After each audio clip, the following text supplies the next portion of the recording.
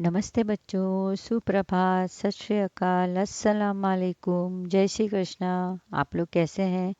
आज एक बहुत ही मज़ेदार कहानी मैं सुनाने वाली हूँ आपको। और ये कहानी का बहुत ही प्यारी है। और इसके कहानी के पीछे जो राज है ना, जो सीक्रेट है, वो मैं आपको बाद में बताऊंगी। ठीक है, तो कहानी ध्यान से सुने। कहानी का नाम है असली गहने। कहानी का नाम है असली गहने।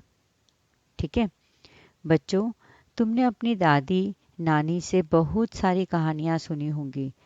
आओ, आज मैं तुम्हें एक कहानी सुनाती हूँ। कुछ वर्ष पहले की बात है। वीर सिंह नामक गांव था। एक गांव का नाम था वीर सिंह। उस गांव के छोटे से परिवार में एक बालक रहता था। ये देखिए, बालक है ना, वह रहता था। वह बड़ा ही सीधा साधा, बुद्धिमान एवं होनहार था। उसकी माँ का नाम भगवती देवी था। देखिए उसकी माँ, दिख रही है आपको उसकी माँ? अच्छा। पढ़ाई के साथ ही साथ वह दिन रात अपनी माँ की सेवा में लगा रहता था। माँ की सेवा करना मतलब क्या? हाथ पैर दबवाना या ऐसा कुछ नहीं, लेकिन माँ ने जो कहा काम वो करना, तो उसको बोलते हैं माँ की सेवा में लगा रहना। माँ भी उसे बहुत प्यार करती थी। वो माँ की आंखों का तारा था। माँ का जीवन सादा जीवन माँ का जीवन सादा जीवन, उच्च विचार वाला था। उन्हें तड़क-भड़क पसंद नहीं थी। तड़क-भड़क मतलब बहुत बहुत ही सज-धज के रहना या बहुत ही एकदम डार्क कलर के कपड़े पहनना उन्हें पसंद नहीं था। उनका रहन-सहन बहुत ही साधारण था। मतलब बहुत सिंपल से वो कपड़े पहनती थी और बहुत सीधा-सादा जीवन था। मतलब बहुत तड़क-फड़क नहीं, एकदम शांति से रहना, कुछ ज़्यादा मन में इच्छाएँ नहीं थी। एक रोज गांव में बारात आई। बारात मतलब पता है आपको? जब शादी होती है तो लड़का अपने घर वालों को लेकर लड़की के पास आता है। तो जब लड़का अपने घर वालों को बैंड बाजे के साथ लेकर आता है तो उसे बारात कहते हैं। गांव की अधिकांश मतलब ज्यादातर औरतें आभूषणों से सुसज्जित होकर बारात देखने गई। मतलब सुसज्जित होकर मतलब बहुत सारे गहने पहनकर। अधिकांश औरतें मतलब ज्यादातर, मोस्टली ऑल, सारी औरतें बहुत सारे गहने पहनकर बारात देखने गईं। मगर उसकी माँ के पास एक भी गहना नहीं था, क्योंकि उनकी माँ को पसंद ही नहीं था। ऐसे सब बहुत सारे चीज़ें पहनना या बहुत तड़क-भड़क वाले रंग वाले कपड़े पहनना, बहुत जरी वाली साड़ी वगैरह पहनना ऐसे पसंद नहीं था। ये देखिए, इसमें दिखा रहे हैं ना इस तरह से। ये इस बच्चे की माँ है, तो वो अपनी माँ को इस तरह से कल्पना कर रहा है, इसलिए ये इस तरह से पिक्चर दिखाया है कि वो कल्पना कर रहा है कि मेरी माँ अगर ऐसे तड़क-भड़क कपड़े पहनेगी और ज्वेलरी पहनेगी तो कितनी प्यारी लगेगी। ऐसे वो सोच रहा है। लेकिन उनकी माँ के पास तो एक भी ज्वेलरी नहीं थी, एक भी गहने नहीं थे। उनका रहन-सहन बहुत ही साधारण था। एक रोज़ गाँव में बारात आई। हाँ, सॉरी, ये हो गया। उसी एक भी गहना नहीं था। यही बात उसने एक उत्सव में भी देखी थी। यही बात देखा था कि जब घर में एक उनके उत्सव हुआ था, कोई फंक्शन हुआ था, तो उसमें भी उनकी माँ ने कोई गहने नहीं पहने थे। अपनी माँ को वह नए-नए कपड़ों और गहनों से सजी-धजी देखना चाहता था। देखिए इस तरह से। पर क्या, क्या करता? वह तो अभी छोटा था। उसने मन ही मन तय कर लिया मतलब डिसाइड कर लिया, निश्चय कर लिया कि बड़ा होकर वह भी अपनी माँ के लिए गहने ज़रूर बनवाएगा। उसने सोच लिया, मन में ठान लिया। तय करना मतलब निश्चय करना। ये देखिए, मन में तय कर लिया। तय कर लेना एक तरह का मुहावरा भी है, और उसका मतलब है तय करना मतलब निश्चय करना, take a firm decision, decide करना, निर्णय करना, फैसला करना, इस तरह से कि जब मैं बड़ा हूँगा तब अपनी माँ के लिए गहने ज़रूर बनवाऊंगा। एक रात भोजन के बाद माँ के पैर दबाते समय उसके उसने मन की बात स्पष्ट करने के लिए पूछा। मतलब उसने अपने मन की बात जो थी कि माँ तुम्हारे लिए मैं गहने बनवाऊंगा, तो क्या करें, कौन से पहने, मम्मी को, माँ को अच्छे लगेंगे, कैसे अच्छे लगेंगे, माँ की चॉइस पूछने के लिए, मतलब स्पष्ट करने के लिए पूछा। माँ, तुम्हारे पास अच्छा कपड़ा और कोई गहना नहीं है ना? उसने क्या पूछा? मतलब उसने एक बार पूछ लिया कि माँ तुम्हारे पास है या नहीं, तो मैं उस तरह से गहने बनवाऊं। माँ, तुम्हारे पास अच्छा कपड़ा और कोई गहना नहीं है ना? नहीं तो, मगर क्या बात है बेटा? नहीं तो, मगर बात क्या है बेटा? माँ ने अचरज से पूछा। अचरज मतलब सरप्राइज होकर, आश्चर्य से। माँ, मेरी इच्छा है कि तुम भी गांव की अन्य औरतों की तरह नए कपड़े पहनो और गहनों से सज धज कर किसी आयोजन में जाया करो। आयोजन मतलब कोई प्रोग्राम में, ठीक है? तो उसने कहा, माँ, मेरी इच्छा है कि तुम भी गांव की अन्य औरतों की तरह, अन्य मतलब दूसरी, दूसरी औरतें जिस तरह से तैयार होकर सुसज्जित होकर जाती हैं, उसी प्रकार तुम भी बहुत सारे गहने और अच्छे अच्छे कपड़े पहनकर एकदम सज धज कर, ये पिक्चर में दिखा है ना, इस तरह से सज धज कर तुम जाया करो प्रोग्राम में, आयोजन में। फिर बालक ने पुलकित होकर कहा, पुलकित मतलब खुश होकर, माँ, बड़ा होने पर मैं तुम्हारे लिए अच्छे अच्छे कपड़े लाऊंगा, हाँ, तुम्हारे लिए गहने भी बनवाऊंगा। अच्छा, तो यह बात है बेटे, यह बात है। बेटे के प्यार में माँ का गला भर आया था। मतलब माँ ने बोला, अच्छा, तो यह बात है, ऐसे बोल के उनकी माँ का गला भर आया। गला भर आना भी एक मुहावरा है, इसका मतलब उनकी माँ खुशी से रोने लग गई और उनकी आवाज़ में वो रोने का एक खुशी का अंदाज था। फिर मुस्कुराते हुए उन्होंने कहा, बेटे, परिश्रम से खूब पढ़ाई करो। उन्होंने क्या कहा अपने बेटे को कि तुम परिश्रम करो और खूब पढ़ाई करो, बड़े बनो, तुम ही सब मेरे सबसे अच्छे गहने हो, है ना? माँ ने क्या कहा कि मेरा गहना तो तू है, मेरा बेटा है, जो अच्छी तरह से पढ़ाई करेगा और बहुत अच्छा बड़ा बच्चा बनेगा, बड़ा आदमी इंसान बनेगा, बहुत ही प्रसिद्ध इंसान बनेगा, तो तुम ही मेरे अच्छे गहने हो। आदमी गहनों और कपड़ों से नहीं, बल्कि अपने व्यवहार और कर्म से बड़ा बनता है। कितनी बढ़िया बात है बच्चों, ये सुनिए क्या लिखा है। आदमी गहनों और कपड़ों से नहीं, बल्कि अपने व्यवहार और कर्म से बड़ा बनता है। अगर तुमने गहने कपड़े अच्छी तरह से पहने हैं, लेकिन अगर तुम किसी के साथ बुरा काम कर रहे हो या किसी के साथ बुरी तरह से बातें कर रहे हो, बुरा व्यवहार कर रहे हो, तो तुम्हारा अच्छा दिखने का या कपड़े का वो कुछ फायदा नहीं है, कुछ मतलब ही नहीं है, कोई अर्थ ही नहीं है। अगर तुमने अच्छे कपड़े नहीं पहने हैं और फिर भी तुम अच्छी तरह से किसी से बात करें, तो लोग तुमको फिर भी प्यार करेंगे कि नहीं, उसका स्वभाव कितना अच्छा था। फिर लोग तुम्हारे कपड़ों को नहीं देखेंगे, हाँ, वो फर्स्ट इंप्रेशन में देखेंगे, फर्स्ट व्यू में, कि अरे इसने तो इतने, शायद वो आपके पास आए भी नहीं अगर आपके कपड़े खराब हो तो। ऐसे भी कई लोग हैं जो कपड़ों से लोगों को जज करते हैं। तो ऐसे लोग हैं दुनिया में, कोई बात नहीं है, ऐसे आते हैं हमारे समाज में, काफ़ी लोग हैं, तो कोई बात नहीं। लेकिन अगर उसी व्यक्ति का व्यवहार और काम अच्छा हो, तो आप सोचते हो कि, आप समझ सकते हो कि क्या लोग ऐसे व्यक्ति को प्यार करेंगे जिसका व्यवहार अच्छा है, या ऐसे व्यक्ति को प्यार करेंगे जिसके कपड़े अच्छे लेकिन व्यवहार अच्छा नहीं है? आपको लगता है ऐसा होगा? नहीं। आज लोग बहुत ही होशियार हैं, स्मार्ट हैं, और आप भी छोटे बच्चे हो, लेकिन आप लोगों को भी पता है कि नहीं, अगर उसका व्यवहार अच्छा है तो हमें वो व्यक्ति प्यारा होता है। बालक ने कहा, पर माँ, मेरी बड़ी इच्छा है कि मैं तुम्हारे लिए गहने बनवाऊं। बच्चे ने क्या कहा कि माँ, मेरी इच्छा है कि तुम्हारे लिए मैं ज्वेलरी बनवाऊं। माँ कुछ देर सोचती रही, फिर बोली, बेटा, यदि तुम्हें अपनी माँ से इतना ही प्यार है, तो मेरे लिए बस 3 गहने बनवा देना। वेरी गुड, चलो, माँ ने अभी तो बताया कि कौन सा गहना उनको पहनना है, क्यों बच्चे ने इसी वजह से तो बात शुरू की थी कि उनको कौन सा गहना चाहिए। तो माँ कुछ देर सोचती रही, ये देखिए यहाँ लिखा है, माँ कुछ देर सोचती रही, फिर बोली, बेटा, यदि तुम्हें अपनी माँ से इतना ही प्यार है, मतलब if you love your mother so much and you wanted to make some jewellery for her, then please make this 3 jewellery for me. तो माँ ने बता दिया कि मैं उनके लिए क्या बनाना है, देखते हैं कौन कौन सी ज्वेलरी है। बस 3 ही माँ? बच्चे ने क्या पूछा कि माँ, तुम्हें सिर्फ 3 ही चाहिए, पर कौन कौन से? बालक ने अधीरता से सवाल किया। अधीरता मतलब ही वॉज सो इम्पेशेंट कि मेरी माँ कौन से गहने चाहती है, उनको 3 ही गहने चाहिए, और ऐसे कौन से 3 गहने हैं जो उनको बहुत प्यारे हैं? बेटे, इस गांव में विद्यालय नहीं है, विद्यालय दूर होने के कारण गांव के बच्चे अशिक्षित रह जाते हैं।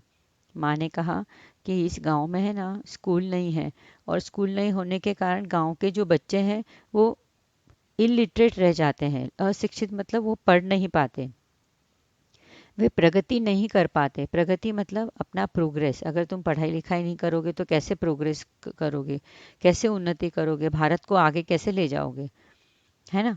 तो वे प्रगति नहीं कर पाते, इसलिए गांव में एक पाठशाला खुलवा देना। तो माँ का पहला कहना क्या था, माँ की पहली डिमांड क्या थी कि गांव में एक पाठशाला खुलवा देना। फिर माँ ने दूसरा क्या बताया, देखिए, मरीजों के उपचार की कोई व्यवस्था नहीं है। मरीजों के, ये देखो यहाँ से है, मरीज मतलब पेशेंट्स। पेशेंट होते हैं ना, जो बीमार व्यक्ति है, मरीज, जिनको कोई बीमारी हो गई है, रोग हो गया है, डिजीज हो गया है, उनको बोलते हैं पेशेंट। तो मरीज, मरीजों के उपचार की, उपचार मतलब इलाज, उनकी चिकित्सा, इलाज की कोई व्यवस्था नहीं है। इलाज मतलब होता है उनका ट्रीटमेंट के लिए कोई जगह नहीं है यहाँ। उचित उपचार के अभाव में, उचित उपचार मतलब गुड ट्रीटमेंट के अभाव मतलब लैक, यहाँ पर नहीं है वो चीज़, उनका उपचार ट्रीटमेंट नहीं हो सकता है। तो ऐसे अभाव में छोटे बच्चे एवं जवान अकाल मृत्यु के शिकार हो जाते हैं। अकाल मृत्यु का अर्थ होता है कि उनका समय नहीं आया है अभी मरने का। अभी छोटे बच्चे हैं, क्या उनका मरने का समय आ गया? क्या यंग पीपल है, क्या उनके मरने का समय हो गया? मरने का समय मतलब किसी का नहीं होता निश्चित, लेकिन यहाँ पे बोलने का अर्थ है कि हम बच्चे होते हैं, फिर जवान बनते हैं, फिर बूढ़े बनते हैं और फिर मरते हैं। ये एक साइकिल है, ये एक तरह का जीवन चक्र है, बराबर। लेकिन अगर कोई बच्चा ही बचपन में ही मर जाए, या कोई जवान मर जाए बस छोटी छोटी सी बीमारी होने से, तो ये अच्छा नहीं है। और ये मर क्यों जा रहे हैं? क्योंकि यहाँ पे हॉस्पिटल नहीं है, अस्पताल नहीं है, इसलिए बच्चे मर रहे हैं, इसलिए जवान लोग मर रहे हैं। अगर जवान लोग मर जाएंगे तो भारत प्रोग्रेस कैसे करेगा, कैसे उन्नति करेगा? क्योंकि जवान लोग ही तो है जो काम करते हैं भारत में, भारत की उन्नति के लिए, है ना। तो ये बहुत ज़रूरी है कि अगर कोई व्यक्ति बिना उपचार, अगर उपचार कर रहे हैं और मर गया तो कोई बात नहीं, कि ठीक है उसको बीमारी ही थी तो मर गया, लेकिन बिना उपचार के कोई मर जाए ये अच्छी बात नहीं है बेटा। ऐसा उन्होंने अपनी माँ को समझाया, अरे माँ ने उनको समझाया, सॉरी। तो अकाल मृत्यु के शिकार हो जाते हैं, उसको बोलते हैं अकाल मृत्यु। अकाल मतलब असमय मृत्यु, जिसका समय नहीं आया है ऐसे व्यक्ति की मृत्यु होना। अतः एक अस्पताल की स्थापना करवाना, मतलब please establish one hospital in the village. Okay, अस्पताल मतलब हॉस्पिटल, स्थापना करवाना मतलब स्टैब्लिश करवाना, बनवाना। गरीब अनाथ बरसात में भीगते हैं, ये दो गहने हो गए। पहला गहना क्या था बच्चों, बताइए बताइए। पहला गहना था विद्यालय और दूसरा गहना था अस्पताल, ठीक है। अभी तीसरी बात देखिए, तीसरा गहना, कितने अजीब तरह के गहने हैं ना, आप लोग सोच रहे होंगे, लेकिन ये बहुत बहुत ही बढ़िया गहने हैं।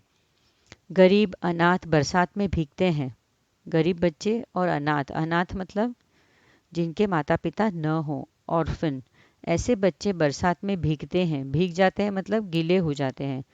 जाड़े में ठंड से ठिठुर कर अपनी रात गुजारते हैं, जाड़े में मतलब सर्दी में, ठंडी के मौसम में। In winter season they shiver and they spend the whole night. उनके रहने खाने के लिए एक अनाथालय बनवा दो। Very nice. You know what is अनाथालय? ऑर्फनेज।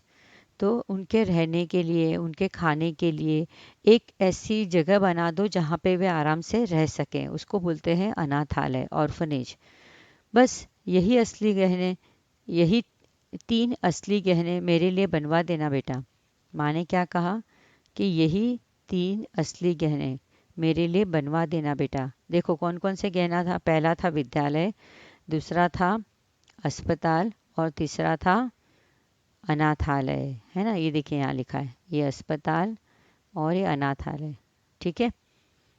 बस यही तीन असली गहने मेरे लिए बनवा देना बेटा।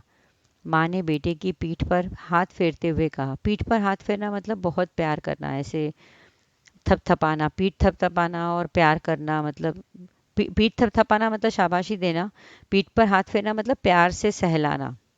जैसे हम अपने कोई, अपने प्यारे जानवर को या अपने पेट एनिमल को कैसे ऐसे पीठ पे हाथ फहराते हैं, फहराते हो कि नहीं आप लोग? तो प्यार करना, इसका मतलब है प्यार करना, ठीक है। बेटे की आंखों में आंसू छलक आए। वाह, क्या सीन होगा आप सोच सकते हो कि माँ ने ये 3 गहने मांगे और बेटे ने कुछ मन में और सोचा था कि शायद माँ कंगन मांगेगी या कोई नवलखा हार मांगेगी या कोई पायल मांगेगी या कुछ झुमके मांगेगी या कंगन मांगेगी, लेकिन माँ ने मांगे ये 3 गहने।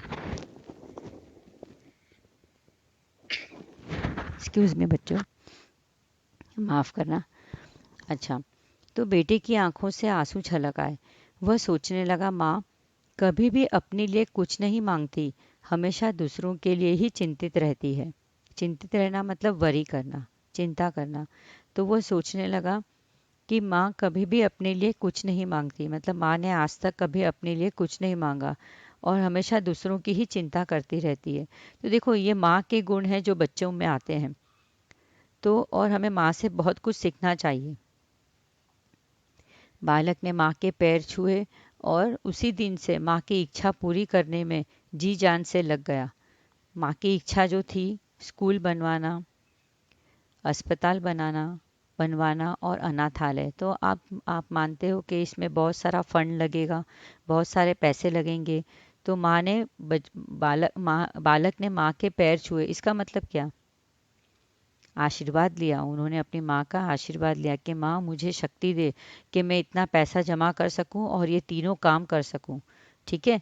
तो बालक ने माँ के पैर छुए। अगर हमें कुछ ऐसा लग रहा है कि हम बहुत बड़े मिशन पे जा रहे हैं, ये बहुत बड़ा मिशन था ना वो बच्चे के लिए, तो आप हमेशा अपने माँ के पैर छुएं और उनसे आशीर्वाद लेकर ही वो काम पर जाएं। देखो, आपका काम होगा ही होगा।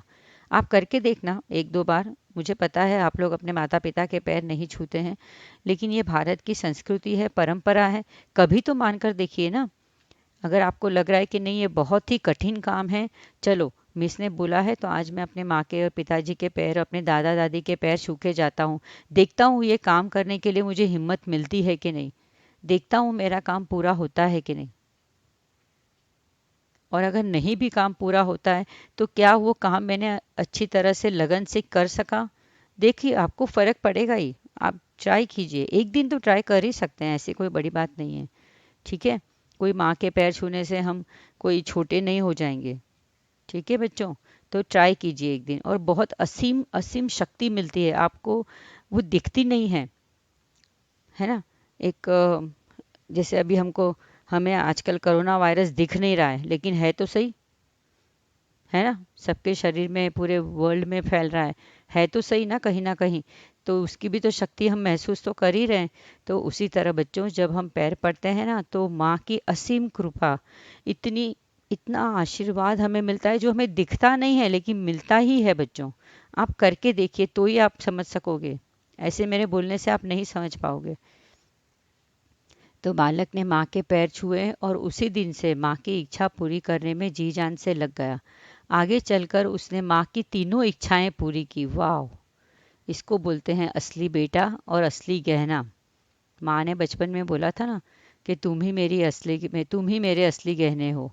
तो देखो, वो बच्चे ने असली गहना बन के बताया। अब मैं चाहती हूँ तुम भी असली गहना बन के बताओ अपने माँ बाप का, उनकी सारी इच्छाएं पूरी करो। ठीक है। आगे चलकर उसने माँ की तीनों इच्छाएं पूरी की। केवल इतना ही नहीं, उसने देश और समाज की भलाई के अनेक काम किए। उन्होंने सिर्फ ये 3 इच्छाएं ही नहीं पूरी की, बल्कि उन्होंने देश और समाज की भलाई के लिए अनेक काम किए। पूरे देश के लिए मतलब पूरी कंट्री के लिए, और समाज मतलब सोसाइटी की भलाई के लिए, कि उनका अच्छा हो, उसके लिए अनेक काम किए।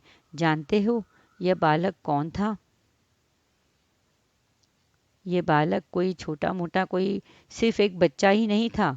ये बालक था, आगे चलकर ईश्वर चंद्र विद्यासागर के नाम से विख्यात हुआ। यह बालक बहुत ही बड़ा इंसान, समाज सुधारक बना, और उसने इन्होंने बहुत बड़े बड़े काम किए। तो यही बालक आगे चलकर ईश्वर चंद्र विद्यासागर के नाम से विख्यात हुआ। विख्यात मतलब प्रसिद्ध। सॉरी बच्चों, मेरी आवाज़ थोड़ी ख़राब है आज। और ईश्वर चंद्र विद्यासागर का नाम लेते ही मेरे आंखों में आंसू आ गए, तो ज़रा मुझे माफ़ कीजिए। विद्यासागर जी ने अपना पूरा जीवन समाज सेवा के लिए समर्पित कर दिया। उन्होंने अपना सारा जीवन, मतलब पूरा जीवन, जब जब से उनकी पढ़ाई ख़त्म हुई, उन्होंने अपनी समाज सेवा मतलब सोसाइटी के लिए ही अपना जीवन समर्पित कर दिया, अपना सारा जीवन उनके पीछे काम करते हुए बिता दिया। और ये कहानी लिखी है लेखक दीनदयाल शर्मा जी ने, जिन्हें दिनेश्वर की उपाधि मिली है। ये कहानी बच्चों मुझे आशा है आपको बहुत ही अच्छी लगी होगी। और इसके नीचे थोड़े प्रश्न उत्तर हैं, आप वो बाद में कर सकते हैं, देख सकते हैं। ठीक है बच्चों, तो ये कहानी आप फिर से पढ़िए और इसी तरह अपनी माँ के, अपने पिताजी के, घर में बड़ों की अपनी इच्छाएं पूरी कीजिए। मैं चाहती हूँ आप भी एक भारत का असली गहना बनकर उभरें, बहुत ही बड़ा गहना। धन्यवाद बच्चों, बाय।